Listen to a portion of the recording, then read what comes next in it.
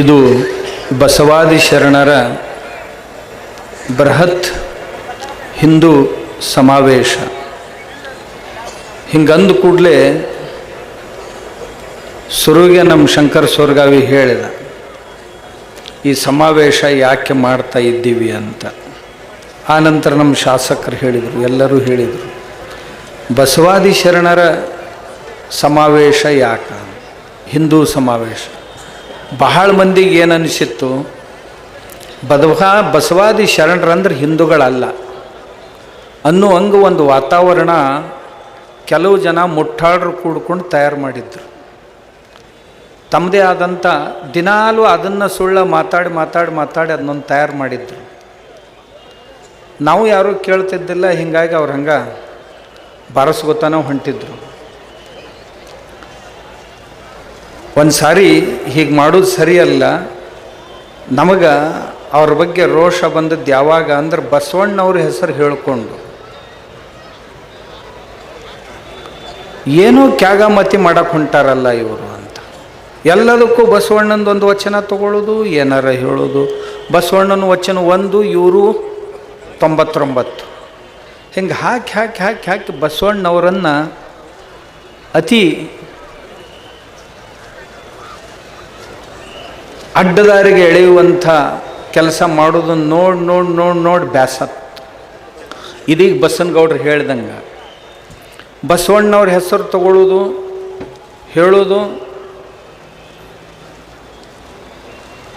ವೇದಗಳನ್ನು ಬಸವಣ್ಣ ವಿರೋಧ ಮಾಡಿದ ಅಂತ ಹೇಳೋದು, ಬಸವಣ್ಣವ್ರ ಹೆಸರು ತಗೊಳ್ಳೋದು, ಬಸವಣ್ಣ ಎಲ್ಲ ದೇವರುಗಳನ್ನು ಖಂಡಿಸಿದಾನ ಅಂತ ಹೇಳೋದು, ಬಸವಣ್ಣವ್ರ ಹೆಸರು ತಗೊಳ್ಳೋದು, ಬಸವಣ್ಣ ಯಾವ ಕರ್ಮ ಸಿದ್ಧಾಂತಗಳನ್ನು, ಪುಣ್ಯ ಪಾಪಗಳನ್ನು, ಸ್ವರ್ಗ ನರಕಗಳನ್ನು ಒಪ್ಕೊಂಡಿಲ್ಲ, ಆದ್ದರಿಂದ ಬಸವಣ್ಣ ವೈದಿಕನಲ್ಲ ಅಂತ ಹೇಳೋದು. ಆಮೇಲೆ ಬಸವಣ್ಣ ಗುಡಿ ಸಂಸ್ಕೃತಿಯನ್ನು ಒಪ್ಕೊಂಡಿಲ್ಲ, ಆದ್ದರಿಂದ ಗುಡಿಗಳನ್ನು ಕೆಡಿಬಿಡಬೇಕು, ಯಾರೂ ಗಿಡಿಗೆ ಹೋಗಬಾರ್ದು ಅಂತ ಹೇಳೋದು. ಆಮ್ಯಾಗ ಬಸವಣ್ಣವರು ಜಗಲಿಯ ಮೇಲಿನ ದೇವರುಗಳನ್ನು ಎಂದೂ ಒಪ್ಕೊಂಡಿಲ್ಲ, ಆದ್ದರಿಂದ ಎಲ್ಲ ದೇವರನ್ನು ಸಂಗ್ರಹ ಮಾಡಿ ಹೊಳೆಗೆ ಹಾಕಬೇಕು ಅಂತ ಹೇಳೋದು.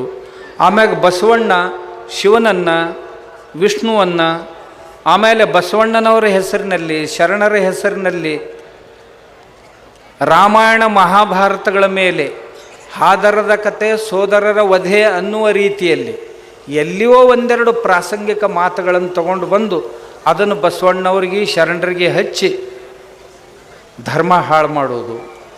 ಆನಂತರ ಬಸವಣ್ಣವ್ರ ಹೆಸರು ಹೇಳಿಕೊಂಡು ಬಸವಣ್ಣವರು ನಿರ್ಗುಣ ನಿರಾಕಾರವನ್ನು ಒಪ್ಕೊಂಡಿದ್ರು. ಹಾಗಾದರೆ ನಿರ್ಗುಣ ನಿರಾಕಾರವನ್ನು ಉಪಾಸಿಸುವಂಥವ್ರು ಯಾರದಾರ, ಅವ್ರು ನಮ್ಮ ಸಮೀಪದವರು ಅಂತ ತಿಳ್ಕೊಂಡು ಮಸೀದಿಗಳಲ್ಲಿ ಹೋಗದೆ ಮಸೀದಿಯವರಿಗೆ ಅನುಕೂಲ ಆಗುವಂಥ ಸಭೆಗಳನ್ನು ನಡೆಸೋದು. ಕ್ರಿಶ್ಚಿಯನ್ರ ಚರ್ಚ್ನೊಳಗೆ ಹೋಗ್ಲಾರ್ದು, ಯಾಕಂದ್ರೆ ಅವ್ರ ಒಳಗೆ ಬರ್ಕೊಡಂಗಿಲ್ಲ. ಆದರೆ ಕ್ರಿಶ್ಚಿಯನ್ರಿಗೆ ಅನುಕೂಲ ಆಗುವಂಥ ಸಮಾವೇಶಗಳನ್ನು ಮಾಡೋದು. ಅಂದ್ರೆ ಒಟ್ಟು ಉದ್ದೇಶ ಏನು ಅಂದ್ರೆ, ಹಿಂದೂ ಧರ್ಮವನ್ನು ಸಣ್ಣ ಮಾಡೋದು. ಹಿಂದೂ ಧರ್ಮದ ಜೊತೆಗೆ ಯಾರ್ಯಾರು ಜೋಡಿಸ್ಕೊಂಡಾರ ಅವ್ರನ್ನ ಒಬ್ಬೊಬ್ಬರನ್ನ ಕಟ್ಟಿಂಗ್ ಮಾಡ್ಕೊತ ಹೋಗೋದು. ಅದರ ಭಾಗವಾಗಿ ವೀರಶೈವರು, ಲಿಂಗಾಯತರು ಅಂತ ತಿಳ್ಕೊಂಡು 2 ಭಾಗ ಮಾಡಿ, ಒಬ್ಬ ಮಾಜಿ IAS ಆಫೀಸರ್ ಅದನ್ನು ಎಷ್ಟು ನೀಚದನವ ಅಂದ್ರೆ, ಲಿಂಗಾಯತರಿಗೂ ಮತ್ತು ವೀರಶೈವರಿಗೂ 16 ಪ್ರಭೇದಗಳಿವೆ, 16 ಭಿನ್ನ ಭೇದಗಳಿವೆ ಅವರಲ್ಲಿ ಅಂತ. ಅಲ್ಲಿ ದಿನ ಅವ್ರು ಲಗ್ನ ಮಾಡ್ಕೋತಾರೆ, ಒಬ್ರಿಗೊಬ್ಬರು ಎಲ್ಲ ಮಾಡಕತ್ತಾರ ಅಂತ ಹೇಳಿ, ಆಮೇಲೆ ಆ ಗೆಜೆಟ್ನಾಗ ಹಿಂಗೆ ಹೇಳ್ಯಾರ, ಈ ಗೆಜೆಟ್ನಾಗ ಹಿಂಗೆ ಹೇಳ್ಯಾರ ಅಂಥೇಳಿ ಎಲ್ಲರೂ ತಲೆ ಕೆಡಿಸೋದು. ಇಂಥ ನೀಚತನದ ಪರಮಾವಧಿಯನ್ನು ದಾಟಿ ಈ ಧರ್ಮವನ್ನು ಒಡಿಬೇಕು, ಸಂಘಟಿತ ಲಿಂಗಾಯತರನ್ನು ಒಡಿಬೇಕು. ಇವ್ರನ್ನ ಒಡೆದಿಲಾರ್ದ ಮತ್ತೊಬ್ಬರು ನಮಗೆ ರಾಜ್ಯ ಆಳಕ್ಕೆ ಬರಂಗಿಲ್ಲ ಅನ್ನುವಂಥ ದುಷ್ಟ ಉದ್ದೇಶದಿಂದ ಇವತ್ತೇನು ಗದ್ದಿಗೆ ಮೇಲೆ ಕುಂತಂಥವ್ರದಾರ, ಇವರ ಅಡಿಯಾಳಾಗಿ ನಮ್ಮವರ, ನಮ್ಮ ಸಮೀಪದವರ, ನಮ್ಮ ಸಮಾಜವನ್ನು ಒಡೆಯುವಂಥ ನೀಚ ಕಾರ್ಯವನ್ನು ಮಾಡಲಿಕ್ಕೆ ಹೊರಟಿದ್ರು. ಇದೆಲ್ಲ ಮಾಡೋರಿಗೆ ಹಿಂಗೆ ಯಾಕೆ ಮಾಡ್ತಿರೋ, ಮಾಡಬೇಡ್ರಿ ಅಂತ ನಾ ಬೈದೆ. ನಾ ಯಾಕೆ ಬೈದೆ ಅನ್ನೋದನ್ನು ಎಲ್ಲರೂ ಹೇಳಿದರು. ಯಾಕೆ ಬೈದೆ ಅನ್ನೋದನ್ನು ಹೇಳಿದರು. ದೇವ್ರ ಬಗ್ಗೆ ಬೈತೀರಿ, ಜಗಲಿ ಮ್ಯಾಗಿನ ದೇವ್ರ ಬಗ್ಗೆ ಬೈತೀರಿ, ಶಿವನ ಬಗ್ಗೆ ಮಾತಾಡ್ತೀರಿ, ಶಿವನಿಗೆ ಒಬ್ಬಕ್ಕೆ ತೊಡಿ ಮ್ಯಾಗ ಒಬ್ಬಕ್ಕೆ ತಲೆ ಮ್ಯಾಗ, ಈಕಿ ಇಲ್ದಾಗ ಅಕ್ಕಿನ ಗೂಡ್ ಲವ್ ಮಾಡ್ತಾನ, ಅಕ್ಕಿ ಇಲ್ದಾಗ ಈಕಿನ ಗೂಡ್ ಲವ್, ಮೆಟ್ಲೆ ಹೊಡಿಲಕ್ಕೆಲ್ಲ ನೀವು ಅವ್ರನ್ನ ಹೇಳಿ. ನಮ್ಮ ದೇವರನ್ನು ಈ ರೀತಿ ನೀವು ಮಾಡಿದ್ರೆ, ಖಂಡನೆ ಈ ರೀತಿ ಅಪಹಾಸ್ಯಕ್ಕೆ ಒಳಮಾಡಿದ್ರೆ, ಇಂಥದ್ದ ಒಂದು ಅಪಹಾಸ್ಯವನ್ನು ಪೈಗಂಬರ್ನ ಕುರಿತು ಮಾಡಿ ತೋರ್ಸಂತ ಈಗ ಬಸನಗೌಡ ಹೇಳಿಲ್ಲ, ಈಶ್ವರಪ್ಪನವ್ರು ಹೇಳಿಲ್ಲ. ಇಂಥದ್ದ ಮಾತಾಡಿದ್ದೆ ಅಂತಂದ್ರೆ ಸರ್ ತನ್ಸೆ ಜುದಾ ಅಂದ್ರೆ ಈ ರುಂಡ ಶರೀರದಿಂದ ಬೇರೆ ಆಕ್ಕಿತ್ತು ನಿಮ್ಮದು. ನಾವೇನು ಅಂಥದ್ದು ಮಾಡಿಲ್ಲ, ಬರೇ ಬೈದಿನಿ ಅಷ್ಟೇ. ನಾನು ಆ ಬೈದದ್ದಕ್ಕೆ ಇವ್ರಿಗೆ ಬಹಳ ಪೆಟ್ಟು ಹತ್ತಂತ. ಯಾಕೆ ಪೆಟ್ಟು ಹತ್ತು? ನಾ ಇನ್ನೊಂದು ಮಾತು ಕೇಳ್ತೇನೆ, ನಾ ಯಾವ ಬೈಗಳ ಬೈದಿನಲ್ಲ, ಆ ಬೈಗಳ ಇವ್ರ ಆಯುಷ್ಯದಾಗ ಇವ್ರು ಎಂದೂ ಬೈದಿಲ್ಲ ಅಂತ ಇವ್ರ ಅಪ್ಪವನ್ನು ಆಣಿ ಮಾಡಲಿ, ನಾ ಬೈದದ್ದನ್ನು ಹಿಂದೆ ತಕ್ಕೋತೇನೆ. ಈ ಎಷ್ಟು ಮಂದಿ ಸ್ವಾಮಿಗಳು ಅದಾರಲ್ಲ, ನಮಗೆ ಭಾಳ ಬೈದ್ರೆ ಅಂತಾರಲ್ಲ, ಈ ಬೈಗಳ ನೀವು ಯಾರಿಗೂ ಒಟ್ಟ ಬೈದಿಲ್ಲ ಅಂತ ತಿಳ್ಕೊಂಡು ನಿಮ್ಮ ಅಪ್ಪ ನಿಮ್ಮವನ್ನ ಆಣಿ ಮಾಡ್ರಿ. ಗುರುಗಳದಾದ್ರೂ ಮಾಡ್ತಾರೆ, ಯಾಕಂದ್ರೆ ಅವ್ರ ಮ್ಯಾಗ ಹೋಗಿರ್ತಾರೆ. ನಿಮ್ಮ ಅಪ್ಪ ನಿಮ್ಮವನ್ನ ಆಣಿ ಮಾಡ್ರಿ, ಈ ಶಬ್ದ ನಮ್ಮ ಬಾಯಿಂದ ನಾವು ಎಂದೂ ಉಚ್ಚಾರ ಮಾಡಿಲ್ಲ ಅಂತ ಮಾಡಿದ್ರೆ ಅಂದ್ರೆ ನಾನು ಶಬ್ದನ ಹಿಂದೆ ತಕ್ಕೋತೀನಿ. ಎಲ್ಲಿ ತನ ನೀವು ಆಣಿ ಮಾಡಂಗಿಲ್ಲ ಅಲ್ಲಿ ತನ ನಾ ಹಿಂದೆ ತಕ್ಕೊಳ್ಳೋದಲ್ಲ. ಯಾಕಂತಂದ್ರೆ ನಾ ಮಾತಾಡಿದ್ದು ಭಾಳ ಕಡಿಮೆ. ನಿಮಗೆ ಮಂದಿ ಏನಂತಾರೆ ನನಗೆ, ಸ್ವಾಮೀಜಿ ನೀವು ಮಾತಾಡಿದ್ದು ಭಾಳ ಕಡಿಮೆ ರೀ, ಅವ್ರನ್ನ ಬಡಿಬೇಕಾಗಿತ್ತು ಅಂತಾರೆ. ಅಂಥ ಕೆಟ್ಟ ಮಾತಾಡ್ಯಾರ. ಒಬ್ಬ ಗಣಪತಿ ಬಗ್ಗೆ ಮಾತಾಡ್ತಾನೆ, ಒಬ್ಬ ವೀರಭದ್ರನ ಬಗ್ಗೆ ಮಾತಾಡ್ತಾನೆ, ಮತ್ತೊಬ್ಬ ರಾಮನ ಬಗ್ಗೆ ಶ್ರೀರಾಮಚಂದ್ರನ ಬಗ್ಗೆ ಮಾತಾಡ್ತಾನೆ, ಸೀತಾದೇವಿಯ ಪಾವಿತ್ರ್ಯದ ಬಗ್ಗೆ ಮಾತಾಡ್ತಾರೆ, ಇವೆಲ್ಲವುಗಳನ್ನು ಮಾತಾಡ್ತಾರೆ. ಏನು ಯಾರು ಕೇಳೋರ ಇಲ್ಲಂತ ತಿಳ್ಕೊಂಡಿರೋ ಹೆಂಗೋ ಅಂತ ನಾ ಇಷ್ಟೇ ಕೇಳಿದ್ದು.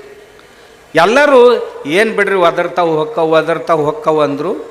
ಒದರ್ತಾವು ಹೊಕ್ಕವಂತ ಎಷ್ಟು ದಿವಸ ಸುಮ್ಮಿರೋದು, ಒಂದು ದಿವಸ ಹೆಟ್ಟು ನಾನು ತಿಳ್ಕೊಂಡು ಹೆಟ್ಟಿದ್ನೆ ಅಷ್ಟೆ. ಹೆಟ್ಟಿದ ಕೂಡಲೇ ಈಗ ನನಗೇನಂತಾರೆ, ಹಿಂದೆ ಬಂದು ನಿಮ್ಮ ಕೈ ಮುಗಿತೀವಿ ಇದನ್ನು ಬಂದ್ ಮಾಡಿರಿ, ಹಿಂಗೆ ಚಾಲು ಇಟ್ರಿ ಅಂತಂದ್ರೆ ನಮ್ಮ ಮಠಗಳು ಕೀಲಿ ಹಾಕು ಪಾಳೆ ಬರ್ತೈತ್ರಿ. ಮೊನ್ನೊಬ್ಬರು ಸ್ವಾಮಿಗಳನ್ನ ಕಳಿಸಿದ್ರು ಮಧ್ಯಸ್ಥಿ ಮಾಡಕ್ಕೆ. ಅವ್ರು ಬಂದು ಅಪ್ಪಗಳ ಸತ್ತದ್ದನ್ನು ಎಷ್ಟು ದಿವಸ ಮತ್ತಿನ್ನ ಸತ್ತದ್ದಕ್ಕೆ ಬಡಿಯವ್ರಿ, ಸತ್ತದ್ದೇ ಕೆಲವೊಂದು ಸತ್ತವ್ರಂಗೆ ಸೋಗ ಹಾಕ್ಕೊಂಡಿರ್ತಾವೆ, ಮತ್ತೆ ಯಾವಾಗಾರ ವೇಳೆ ಸಿಕ್ತಂದ್ರೆ ಮ್ಯಾಲೆ ಹೇಳ್ತಾವೆ. ಅದಕ್ಕೆ ಕುಶ್ಬಿ ಎತ್ತೆತ್ತಿ ಬಡಿತಾರಲ್ಲ, ಹಂಗೆ ಬಡಿಬೇಕಾಕೈತಿ. ಕುಶಿವಿ ಎಲ್ಲ ಉದ್ರ್ಯಾವತ್ತು ತಿಳ್ಕೊಂಡಿರ್ತೀವಿ, ಆದ್ರೂ ಒಂದು ಜರ ಉಳಿದಿರ್ತಾವೆ, ಅದಕ್ಕೆ ಹಿಂಗೆ ಎತ್ತದು ಮತ್ತೆ ಬಡಿದು. ಹಂಗೆ ಮಾಡಿದ್ರೆ ಏನು ಜಳ ಜಳ ಜಳ ಜಳ ಬರೀ ಕಟ್ಟಿಗೆ ಅಟ್ಟ ಉಳ್ದಿರ್ಬೇಕು, ಕುಶಿವೇನು ಉಳ್ದಿರ್ಬಾರ್ದು, ಹಂಗೆ ಬಡಿಬೇಕು.